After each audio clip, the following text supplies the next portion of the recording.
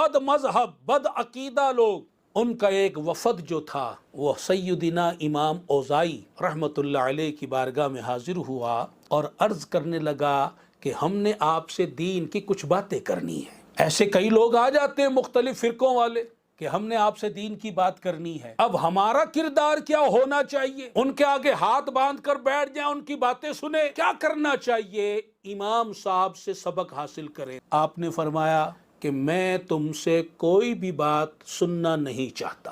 وہ تکرار کرنے لگے، وہ اصرار کرنے لگے، یہاں تک کہنے لگے ایک بات ہی سن لیں حضور ہماری۔ آپ نے فرمایا میں ایک لفظ بھی تموں سے نہیں سننا چاہتا۔ اب انہوں نے پینترا بدلا اور کہنے لگے اچھا چلیے جی ہم کوئی بات نہیں کر رہے، ہم صرف قرآن سناتے ہیں۔ آپ نے کہا میں تم سے قرآن بھی نہیں سنوں گا، اور ان کو وہاں سے بھگا دیا۔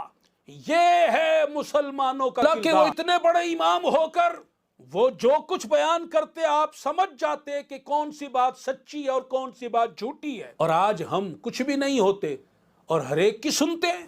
اب جب وہ لوگ چلے گئے بدعقیدہ لوگ، تو کچھ حاضرین میں سے کسی نے عرض کیا حضور جب وہ قرآن سنا رہے تھے قرآن تو سن لیتے، قرآن تو قرآن ہے۔